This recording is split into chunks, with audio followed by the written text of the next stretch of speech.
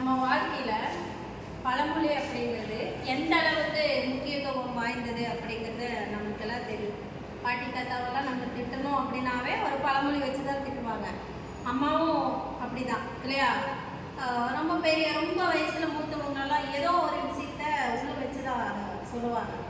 உதாரணத்துக்கு என்னென்னா, தென்னை மரத்துக்கு தண்ணி ஊற்றி வளர்த்தணும், அந்த முருங்கை மரத்தை உடைச்சி வளர்க்கணும் அப்படின்னு சொல்லுவாங்க. அப்படின்னா என்ன? தென்னை மரத்துக்கு எப்பொழுதுமே தண்ணி நிறையா தேவைப்படும் இல்லையா? அப்போ தான் அந்த தேங்காயில் வந்து நிறையா இளநீரில் வந்து நிறையா தண்ணி இருக்கும். அதே மாதிரி முருங்கை மரத்தை ஏன் கட் பண்ணி விடணும் அப்படின்னா, அந்த கிளைகள் நிறையா விட்டால் தான் நிறைய முருங்கைக்காய் தரும். இல்லைன்னா அது நேரம் நெடுன்னு வளர்ந்து போகும், மேலே போய் ஒரு காயோ 2 காயோ தான் வரும் இல்லையா? அப்போ அதை உடைச்சி வளர்க்கும் பொழுது என்ன ஆகுதுன்னா மகசூல் வந்து நிறையா கிடைக்கும். இப்படி தான் இதெல்லாம் ஒரு பழமொழி மூலமாக நம்மளுக்கு வந்து தெளிவுபடுத்துகிறாங்க பெரியவங்க. இது எதுக்காக? நம்மளோட வாழ்க்கையை நம்ம வந்து சரிப்படுத்திக்கணும் அப்படின்றதுக்காக தான். சரியா? உங்களுக்கு தெரிஞ்ச பழமொழியை உங்கள் பங்கெடுப்பில் நீங்கள் சொன்னீங்கன்னா நல்லா. சரியா? ஃபஸ்ட்டு வினிதா.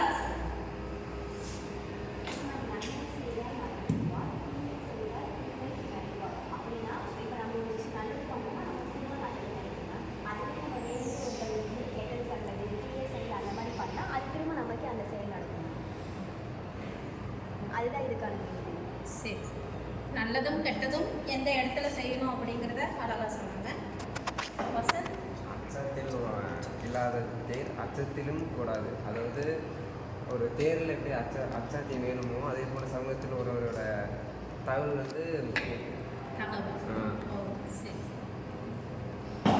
ஓகே. இப்போ இருக்கிற அரசியல் தலைவர்களுக்கு ரொம்ப தேவையானதும் கூட. சரியா? அடுத்தது ஸ்டீவ் சொல்லுங்கள். ஞானிக்கும் அடிசரி. ஞானிக்கும் அடிசரி. ஏன்? நீங்கள் எவ்வளோ பெரிய ஆளாக இருந்தாலுமே அவங்க ஒரு சின்ன தப்பு பண்ணுவாங்க. எப்படி சொல்கிறது, அவங்க வந்து ஒரு அன்கான்ஷியஸாக அவங்க அறியாமல் அவங்க பண்ணுவாங்க. அந்த மாதிரி அப்போ தவறு செய்யாமல் வெள்ளம் வரும்னு அணை போடலாம். இப்போ நமக்கு ஏதாவது ஒரு ஆபத்து வந்து நமக்கு தெரிஞ்சால் அதுக்கு முன்னாடியே அதுக்கு சேஃப்டி ப்ரிகாஷன்ஸ் எல்லாம் எடுத்துக்கணும். நோயற்ற வாழ்வே குறைவற்ற செல்வம். நம்ம உடம்புல வந்து எந்த நோயும் இல்லாமல் ஆரோக்கியமாக இருக்கிறதே வந்து நமக்கு வந்து மிகப்பெரிய செல்வம். அடுத்தது ஜனனி சொல்லணும். எண்ணி செய், எடை போட்டு பேசு. ஒரு செயலை செய்யறதுக்கு முன்னாடியும் பேசுறதுக்கு முன்னாடியும் யோசிச்சு எதாவது நடக்கும். எண்ணி செய், எடை போட்டு பேசு. ஆள் யாருன்னு எடை போட்டுக்கணும் இல்லையா? கடுகு செலுத்தாலும் அதுதான். ஓகே. அடுத்தது நீங்கள். ஒன்றுபட்டால் உயிர் வாழ்வு, ஒற்றுமை இருந்தால் இந்த வளர்ச்சி. அடுத்தது பாருங்க, கரிஸ்மா சொல்ல போகிறாங்க. எவ்வளோ நல்லா இருக்கும் அப்படின்றத பார்க்கலாம். நேரம் இழந்தால் பரவாயில்லை, நம்பிக்கை இருந்தால் எல்லாம் தெரியுது. சமூக ஊடகங்களில் வந்து நம்ம எந்த தகவல்களையும் பார்த்து அதை நம்பக்கூடாது. நம்ம நம்பிக்கையை வந்து நம்ம கைவிடணும்.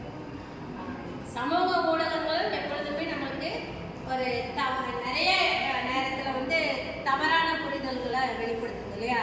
அப்போ அதை அப்படியே எடுத்துக்காம உண்மைத்தன்மை என்னமோ அதை எடுத்துட்டு அதன்படி நடக்கணும் அப்படின்றத கரிஸ்மா சொல்லியிருக்காங்க. பார்த்தீங்களா? அடுத்தது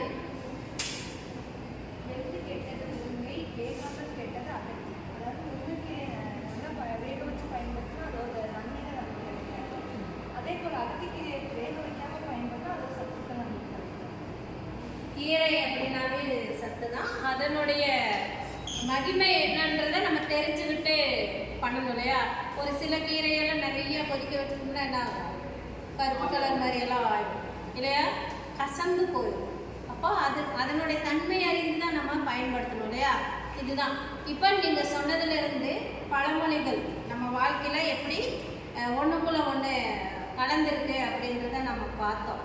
இதெல்லாம் எந்த இடத்துலேருந்து நம்ம எடுத்துக்கிறோம் அப்படின்னு பார்த்தோம்னா இந்த சமூகத்திலேருந்து தான் எடுத்துக்கிறோம். அப்போ சமூகத்தோடு தான் நம்ம ஒன்றி வாழணும். அப்போ அது கூட இருக்கணும் அப்படின்னா அதுக்குள்ளே இருக்கிற கருத்துக்களையும் நம்ம எடுத்துக்கத்தான் வேணும். உங்ககிட்ட இருந்து இதை பழமொழியை கேட்குறது வந்து சந்தோஷம் தான். ஆனால் வாழ்க்கையை இந்த மாதிரி நெறியோட வாழறதுக்கு நம்ம படையணும். வணக்கம், நன்றி.